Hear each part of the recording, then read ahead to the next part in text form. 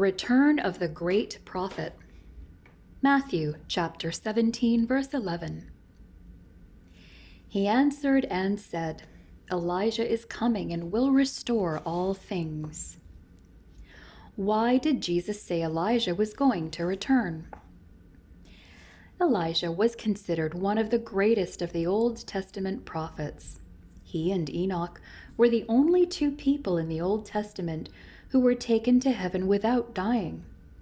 Elijah was the one who prophesied that there would be a 3-year drought in the land during the reign of King Ahab. See 1 Kings 17:1 and James 5:17. He was also the one who challenged the false prophets and priests of Baal, calling down fire from heaven on Mount Carmel. See 1 Kings 18, verses 1 through 46. And Elijah was the one who, without dying, was miraculously carried to heaven by a chariot and horses of fire. 2 Kings 2:11. 400 years later, the prophet Malachi declared that someday, before the great and terrible day of the Lord, Elijah would return. Malachi chapter 4, verses 5 and 6. Belief in Elijah's return was therefore a normal expectation in Jesus' day, and so some people thought John the Baptist was Elijah who had returned.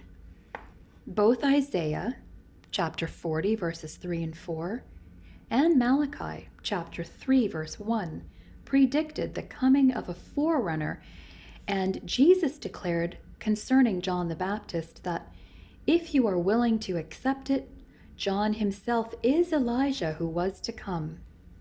Read Matthew 11:14. If Israel had accepted Jesus as the Messiah at his first coming, John would have fulfilled the prophecies regarding Elijah. But the Jews rejected Jesus, so the prophecy will yet be fulfilled as one part of God's prophetic plan. Acts 3:21. In fact, when John the Baptist was asked directly, "Are you Elijah?" he declared, "I am not." John 1:21. With this background in Matthew 17:11, Jesus declared to his disciples that Elijah would one day return. And he made this statement immediately following the appearance of Elijah and Moses in splendor, along with himself on the Mount of Transfiguration. Matthew 17, verses 1 to 5. Peter, James, and John were confused by this event. They had just seen a glimpse of heaven and of Jesus in his glory, with Moses and Elijah standing next to him. They were confused about Elijah and asked for more information. Jesus then reaffirms to them that Elijah will yet return.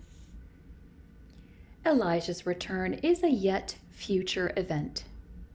One common interpretation holds that a likely time of fulfillment of this prophecy is during the first part of the 7-year tribulation, after the rapture. Revelation 11, verses 3 to 13, describes the ministry of two unique people who will proclaim the gospel for 1,260 days during the first part of the tribulation.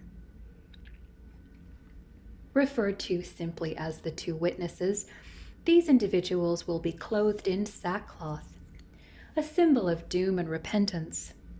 Isaiah 37, 1-2, and Daniel 9:3. The two witnesses are usually identified as Elijah and Moses. The ministry of the two witnesses will include preaching, prophesying, and performing miracles. They will call people to repentance, and they will encourage faithfulness to God regardless of circumstances. Until their ministry is completed, God will protect them from those who seek to do them harm. Eventually, the Antichrist will kill them, but God will physically resurrect them after 3.5 days and take them to heaven in a cloud. The prophecies of the Bible are always fulfilled. Jesus told the disciples that Elijah would one day return, and this is only one part of God's prophetic plan. It is a reminder to each of us that we are not to take lightly God's words and word.